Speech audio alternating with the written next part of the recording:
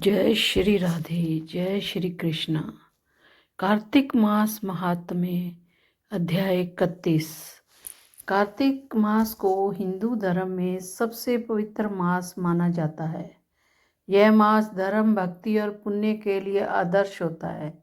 स्कंद पुराण के कार्तिक मास महात्म्य में इसका विशेष वर्णन किया गया है। अध्याय 31 में भगवान विष्णु और उनके भक्तों के बीच संवाद और भक्तों को प्रेरित करने वाली कथाएं दी गई हैं। यह कथाएं हमें सिखाती हैं कि भक्ति, तप और धर्म का पालन जीवन में कैसे चमत्कारी प्रभाव ला सकता है। और अगला कार्तिक मास महात्म्य कथा अध्याय 33। दया दृष्टि कर हृदय में भव भक्ति उपजाओ। 33वां अध्याय लिखूं, कृपा दृष्टि बरसाओ। सूत जी ने कहा, इस प्रकार अपनी अत्यंत प्रिय सत्यभामा को यह कथा सुनाकर भगवान श्री कृष्ण संध्या उपासना करने के लिए माता के घर गए। यह कार्तिक मास का व्रत भगवान विष्णु को अति प्रिय है तथा भक्ति प्रदान करने वाला है। रात्रि जागरण, प्रातःकाल का स्नान, तुलसी वट सिंचन, उद्यापन और दीपदान, यह 5 कर्म भगवान विष्णु को प्रसन्न करने वाले हैं। इसलिए इनका पालन अवश्य ही करना चाहिए। ऋषि बोले, भगवान विष्णु को प्रिय अधिक फल की प्राप्ति कराने वाले, शरीर के प्रत्येक अंग को प्रसन्न करने वाले कार्तिक महात्म्य अपने हमें बताया। यह मोक्ष की कामना करने वालों अथवा भोग की इच्छा रखने वाले मनुष्य को यह व्रत अवश्य ही करना चाहिए।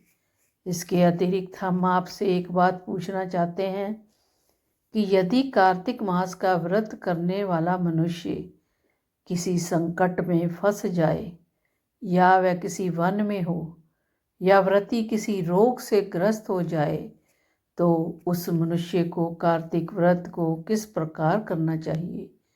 क्योंकि कार्तिक मास व्रत भगवान विष्णु को अत्यंत प्रिय है और इसे करने से मुक्ति एवं भक्ति प्राप्त होती है, इसलिए इसे छोड़ना नहीं चाहिए।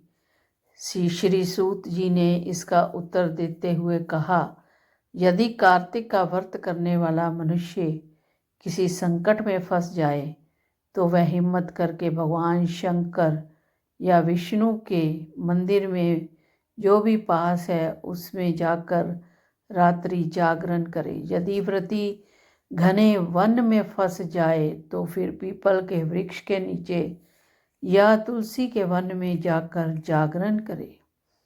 भगवान विष्णु की प्रतिमा के सामने बैठकर विष्णु जी का कीर्तन करे। ऐसा करने से सहस्त्रों गायों के दान के समान फल की प्राप्ति होती है।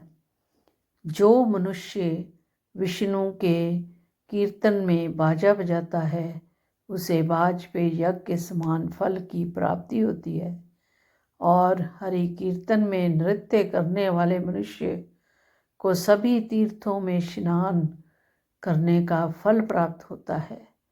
किसी संकट के समय या रोगी हो जाने और जल ना मिल पाने की स्थिति में केवल भगवान विष्णु के नाम मात्र से मार्जन ही कर लें। यदि उद्यापन ना कर सके तो व्रत की पूर्ति के लिए केवल ब्राह्मणों के प्रसन्न होने के कारण विष्णु जी प्रसन्न रहते हैं। यदि मनुष्य दीप दान करने में असमर्थ है तो दूसरे के दीप की वायु आदि से भली भांति रक्षा करे। यदि तुलसी का पौधा समीप ना हो तो वैष्णव ब्राह्मण की ही पूजा कर ले, क्योंकि भगवान विष्णु सदैव अपने भक्तों के समीप रहते हैं। इन सब के ना होने पर कार्तिक का व्रत करने वाला मनुष्य ब्राह्मण, गौ, पीपल और वट वृक्ष की श्रद्धापूर्वक सेवा करे।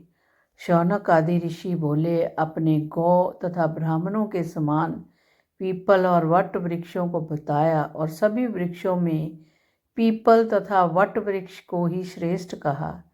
इसका कारण बतलाइए। सूत जी बोले, पीपल भगवान विष्णु का और वट भगवान शंकर का स्वरूप है। पलाश ब्रह्मा के अंश से उत्पन्न हुआ है। जो कार्तिक मास में उसके पत्तल में भोजन करता है वह भगवान विष्णु के लोक में जाता है। जो इन वृक्षों की पूजा, सेवा एवं दर्शन करते हैं उनके सभी पाप नष्ट हो जाते हैं। ऋषियों ने पूछा, है प्रभु, हम लोगों के मन में ऐसी शंका है कि ब्रह्मा, विष्णु और शंकर वृक्ष स्वरूप क्यों हुए? कृपया आप हमारी इस शंका का निवारण कीजिए। सूत जी बोले, प्राचीन काल में भगवान शिव तथा माता पार्वती विहार कर रहे थे। उस समय उनके विहार में विघ्न उपस्थित करने के उद्देश्य से अग्निदेव ब्राह्मण का रूप धारण करके वहां पहुंचे। विहार के आनंद के वशीभूत हो जाने के कारण कुपित होकर माता पार्वती ने सभी देवताओं को श्राप दे दिया। माता पार्वती ने कहा, हे देवताओं, विषय सुख से कीट पतंगे तथा अन्न भी नहीं है।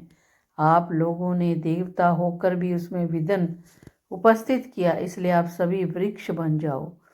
सूत जी बोले, इस प्रकार कुपित पार्वती जी के शाप के कारण समस्त देवता वृक्ष बन गए। यही कारण है कि भगवान विष्णु पीपल और शिव जी वट वृक्ष हो गए। इसलिए भगवान विष्णु का शनिदेव के साथ योग होने के कारण केवल शनिवार को ही पीपल को छूना चाहिए, अन्य किसी भी दिन नहीं छूना चाहिए। तो ये था कार्तिक महात्म्य 33 का अध्याय। और अगर आपको ये कथाएं पसंद आ रही है तो कृपया शेयर, लाइक या कमेंट ज़रूर करें और चैनल को सब्सक्राइब करें। बोलो विष्णु भगवान की जय।